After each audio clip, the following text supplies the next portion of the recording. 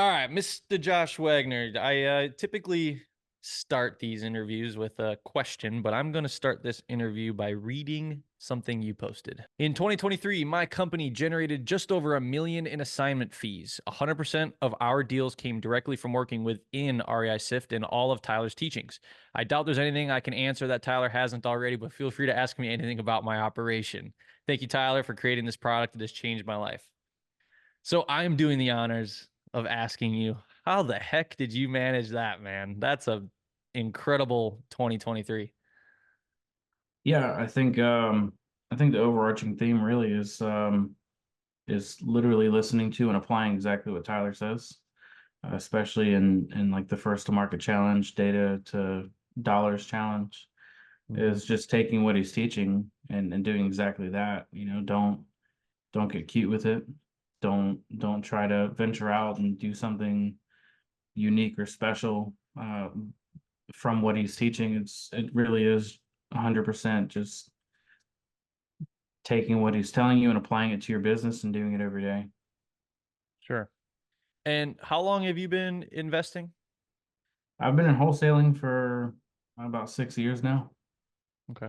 So then you've been with Sift for how long of that time? I think it's been about 3 years.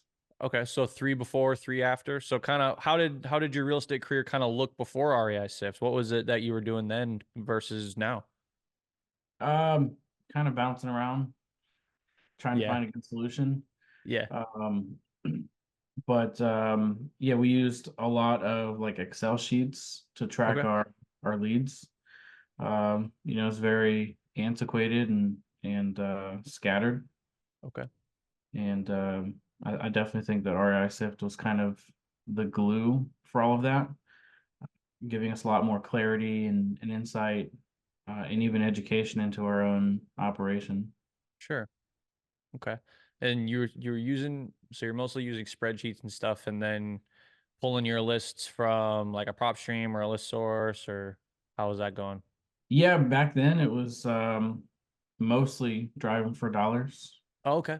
Um, we did pull lists here and there as we were learning, but for the most part, up until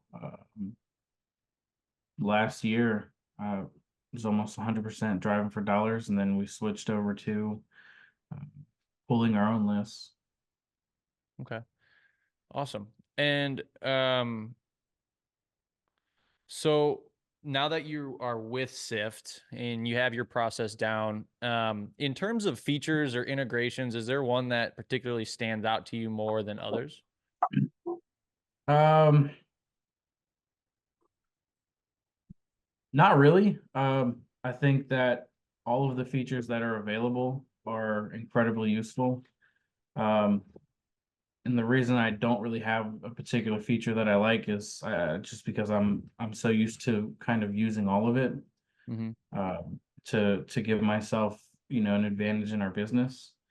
Um, I think just REI Sift being what it is already so incredibly powerful that even just using the most basic features of Sure. it uh, is extremely important for a business. Um, we're using Sift line really heavy right now, Okay. and then like the sequences. I think we have a couple hundred different sequences that we Oh, use really? just to it's just to make things smoother in the process, Mm-hmm. especially for like the Sensei flow process. Having little sequences that kind of connect the dots for us and take out the guesswork of Right. small tasks, make it a lot easier and faster to navigate. Okay. Okay. And how big is your team size currently? So all of last year, the first half was just my wife and myself. So we Sure. were a two-man team. About halfway through the year, we brought on a partner, Okay. which that was that way until about quarter four of last year, and then we brought on two acquisition reps. Okay. We let one go. One of them still remains with us today. Um, and then we've kind of gone on like a hiring frenzy since then. So now it's my wife and I, a partner, two acquisition reps, just hired on a transaction coordinator. We have one VA who's building out like family trees for us for our process. Cool. And then we just brought on a VA who's going to be working with managing our data. Okay, so we are in Josh's account. And Josh, what I basically want to do is just kind of have you show us how you operate Sift into your current workflow. You know, this heavy wholesale, a lot of deals, you know, big numbers for 2023. How did Sift like what flow did you use and how does it look? You know, how does your Sift line boards look? You know, how are you organizing your records? What kind of niche are you targeting? Are you bulk dialing? All that. Just kind of just do your thing. Yeah, for sure. So we're super laser focused in the types of records that we hit. Sure. And I also want to emphasize that like REISift isn't really like a part of our operation. It really is our operation. So we are pretty much 100% working inside of REISift for everything that we do. And so what we do initially is we'll bring in county level data. Okay. And at the current moment, that's North Carolina. So pretty much most of the major metro areas in North Carolina we're hitting. Okay. And so we'll bring in that county level data once it's been cleaned up and it's able to be uploaded into Sift. And then from there, we're sending that off to Skiptracing. And the important part for us in that Skiptracing is the deceased flag. So Okay. some of the companies that we found that kind of offer that feature is like Skip Matrix, Direct Skip, Skip Genie. All of those resources will flag that particular record as deceased or not. And that's kind of what we've been heavily focused on lately is deceased records. Okay. And so what we've done is we've paired that with tax delinquency. Sure. And so once we have that information inside of REISift, we can then start building out our list for marketing. And so what we're doing is we're going to start with a tax delinquency as a list. And then for our tags, we start going in there with our state and our county. Okay. And then we want them to be deceased as well. And so that will obviously kind of give us a base list to work with. Yep. And then what we're doing from there is we're just kind of fact checking everything. So we're first fact checking that they're deceased. We're fact checking that they are tax delinquent. Okay. And then more importantly, we want to know how tax delinquent they are because based on our research with our marketing, there's kind of a tipping point where they're more likely to convert and less likely to convert based on their activity with their taxes. Are they several years behind? Are they actively making payments? So those are things that we watch out for to determine kind of what the scenario might look like behind the property. And then from there, we have someone who, is going in to Zillow and, taking a look at the property, making sure that there is still a property there. Because what we found is a lot of counties where a person passed away and the house is tax delinquent, there's a lot of counties that are demolishing these houses because they're blighted or condemned. So we don't want to ruin our marketing efforts by trying to reach out to someone who maybe their house is already torn down. Okay. So we're doing a lot of fact checking up front so that by the time it reaches our reps to make calls, everything is laid out for them. We've verified that it's a house. We've verified that it's even worth marketing to. We verified that they do owe taxes. Our reps are going to know exactly how much, how many years. So there's a lot of heavy lifting up front so that it's a much smoother transition and experience for our callers on the back end. Okay. And then my two questions so far would be, how often are you getting this data? And then like how much of it a month roughly do you get? Yeah, so it's state specific, and Right. it really just depends on where the delinquency falls in the year. So, Mhm. with every state, every year that you don't make your payments, it then falls delinquent at a certain point Right. in the year. So for each county, if it's a new county that we're working, we'll usually pull the past 3 years Okay. of taxes. Because what we're looking for a trend. Yep. Because obviously, if someone passed away and their taxes are delinquent several years, that's normally a characteristic of a family that either can't afford it or doesn't want to take care of it. Right. Right. If it's a county that we're already working in, then it's just usually pulled on like an annual basis. Oh, got you. Um, so we'll usually wait. So in North Carolina, the taxes are applied in November. I'm sorry, in August, Hmm. and then they're considered late. I think it's either November or December. So we're usually waiting to see who comes up flagged um, for that particular year. So we'll wait usually like the November, December mark um, Hmm. if we're not already in that county. Okay. Got you. So once we go through all of this, we're assigning record one by one. So as we're sifting through here, if we find a record that we want to assign to someone, we'll go ahead and assign it to one of our reps, and then we'll start them on the Sensei Flow process. And then, as I mentioned, the sequences, that's where the sequences start. So once I assign someone a record, it Yep. automatically starts task number one for them. And then that's where the simplicity really helps out, because once they check off that they did attempt one, it just continues to automate for them attempt two. And then we actually go up to 10. I know Tyler, I think he teaches like 5 or 6, but Yep. we've noticed that people that we've tried to get in touch with even 20 times, at some point they do answer. So we have a lot of Right. attempts, and then even after attempt 10, we'll have someone go in and deep prospect it and Okay. start the process all over again. Okay. So then Um, where would direct mail fall in for you? Are you direct mailing? we're actually not, Okay. but now Got it. that it's built in, we're actually looking at it. Okay. Um, but the difficulty that we're running into at the current moment is that with the niche that we're working in, sending out mail to the personal record, it's not going to Yep. work because Exactly. we're targeting family. Yep. Um, so once these records are assigned to someone, what we're doing is we have someone that will come in and build out a family tree. So Perfect. these are all of our family members, and then Mhm. it's not showing, but let me see if I can get this populated.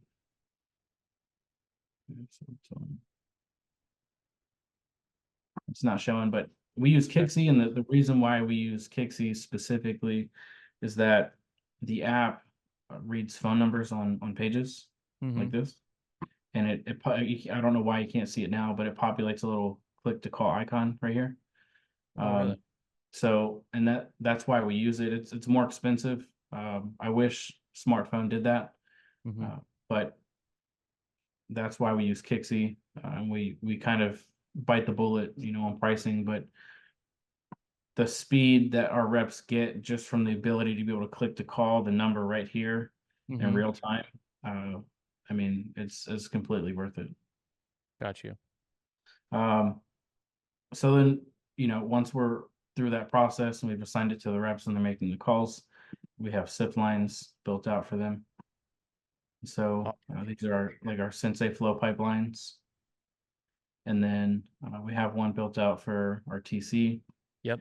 And our assignment pipeline is kind of once we've already gotten someone to sign a contract. Hmm. And this is where some more automation comes in. So once someone uploads a contract to REISift and they complete that task, it then gets kicked over to me because I'm in our business right now handling Dispo. And then it'll push that record from their pipeline into this assignment pipeline. Yep.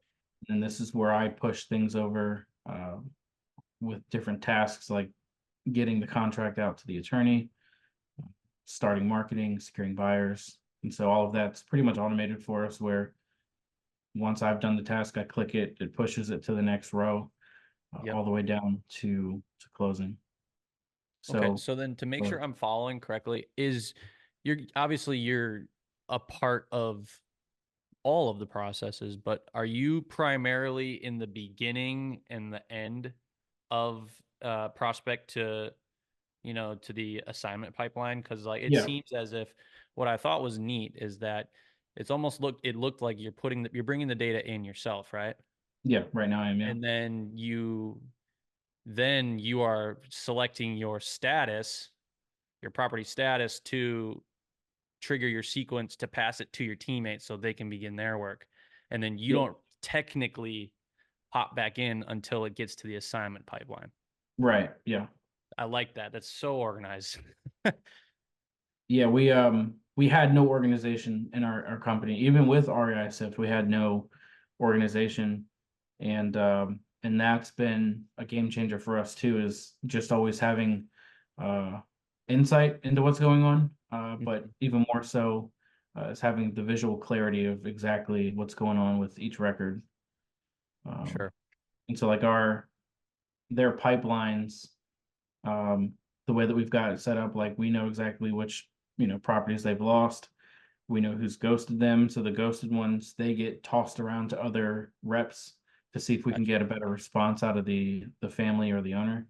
Mm, And then we have like the future follow-up nurturing, you know, all the way down to a contract signed. And then, right. like I said, once that task is completed, it kicks it from there back over to the assignment pipeline. Got it. Got it. Got it. Got it. What's your definition of your future follow-up, just for my understanding? Yeah, so future follow-ups, kind of a little bit of a few different things. It's somebody who has expressed that they might be interested, and we'll put them in a future follow-up. But we follow up with everyone because we've Right. seen examples where seller might tell us like I would never sell, and then come back 6 months later and they did sell. Mm-hmm. So Yeah. unless someone's pretty much actively trying to file like a lawsuit, against us, we're gonna reach out to them, Sure. Yeah. and that usually falls under that follow up, whether they have expressed interest or not. We put in our notes exactly what kind of follow up it's going to be, whether they've thought about it and they want to follow up because they are interested, or told us to kick rocks, and we're just going to follow up and see what happens. Yeah. So that's pretty much that's the process, huh? That's it. That's it. Yeah, we keep it simple. Dang. Is there anything else you'd like to add to anything inside of your Sift account before we kind of start transitioning into wrapping up? Yeah, I mean, I would heavily encourage everyone to have an organized process like we do, um, because the more insight you have, the better you can not only manage your process but manage your team, and also manage your records. So, like we use a lot of tags, Mm-hmm. and we have, I mean, Right. 72 pages of tags. Yep. And so we're very organized in the way that we upload our records to lists and then tags, because that allows us to go in and get very surgical with who we want to market to. Right. Um, and that gives us pretty much all the clarity that we need. Yeah. And it really starts with your intent. You intend to speak to a certain person. I think that's so important. Yeah, yeah, Um, it cuts out the noise. for real, yeah, your thoughts aren't all over the place. Yeah, I really like it. Your process is obviously, everyone that we're doing the case studies with is talking, first to market, sensei flow, stuff like that. But you did have the unique characteristic about how you are the person that assigns the status and that passes it to the specific teammate. And I think that's a really neat way of doing that. So I really appreciate that. Real kind of basic question. I just to hear it out of you. How has Sift helped you scale? I think it's been, obviously we have to put the action behind it, but I think with knowing at any moment exactly what's going on in our company. It allows us to act and react accordingly. So if we can see something coming, good or bad, with a response to marketing, we know exactly how to transition. Right. I would luckily, we've kind of found something that's worked. Yeah. Um, and to be honest, for the people listening, I don't really think it's necessarily the data. I think it's the insight behind it. And it's also we picked a niche in our market, Hmm. and we've become probably the best in our market at solving those particular sets of issues. Hmm. And that's really been the defining difference. Because I think that if somebody were to do the exact same thing that we do without having an expert level understanding of that problem, isn't going to see the same success. Yeah. And that's what I tell everybody that asks us about our business is pick a set of problems and become the best at solving it. And the confidence that you get behind that and the conversations you have with sellers, that makes all the difference.